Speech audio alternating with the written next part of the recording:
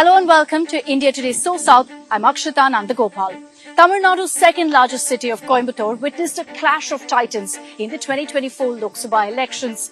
The Coimbatore Lok Sabha seat had become a big talking point across the country this time around because BJP's Tamil Nadu chief K. Annamalai was in the fray. Annamalai, who finished as a runner-up, was pitted against DMK candidate P. Ganapathy Rajkumar, who emerged victorious. And also, of course, there was Singai Ramachandran of the AIADMK, who was also pitted against these two leaders.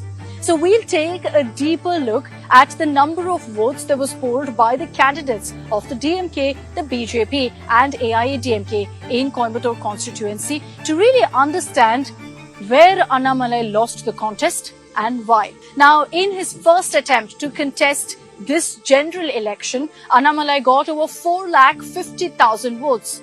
And out of the 4,50,132 votes to be exact, they were polled for Annamalai. 4,47,608 were polled through EVMs. 2,524 were postal ballots. Annamalai performed well in Kavandapalayam Assembly constituency, where he actually secured 1,04,549 votes, which is the highest for him. However, the BJP chief of Tamil Nadu did not do so well in the rural assembly segments. Annamalai had the lowest number of votes in Palladam, where he got just about 28.4%, and also in Sulur, where he polled just 30.8% of the votes that were cast in the Lok Sabha seat. Annamalai polled 76,333 votes in Palladam and about 75,501 in Sulur, respectively. Now, the BJP state chief recorded 33 to 36% vote share in Singanallur, in Kavandampalayam of Coimbatore North and in Coimbatore South. In one of the booths in Singanallur constituency, Annamalai just got 3 votes. But it's not all grim news for the Saffron Party. Annamalai did manage to secure the highest number of votes that a BJP candidate had ever received in Coimbatore in Lok Sabha elections in the last 20 years. What's surprising is the BJP's performance in Coimbatore South, where he secured 53,579 votes, despite it being the home turf of incumbent MLA, that's BJP MLA Vanathi Srinivasan. He had an upper hand in Singanallur Assembly constituency, where he secured double the votes than the AIADMK, than Singai Ramachandran, even though it's Ramachandran's home turf. Let me remind you that his father, Singai Govindaraj, was actually a former MLA from this very constituency. And in other segments, Annamalai registered 33 to 36% votes in Kavandampalayam, in Singanallur, in Coimbatore North and South. Moving on to the winning candidate, Ganapathy P. Rajkumar of the DMK.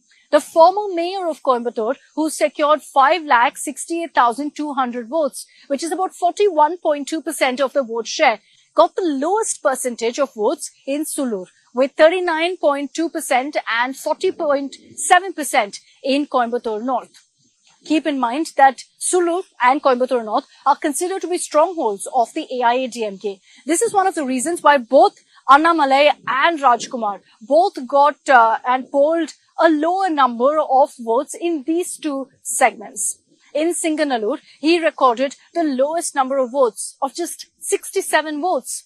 Now let's take a look at the performance of AIADMK Singai Ramachandran, who finished third with 2.36 lakh votes. He performed poorly in Coimbatore South and Coimbatore North, where in fact he managed to get just about 13.1% and 14.5% of the total votes polled.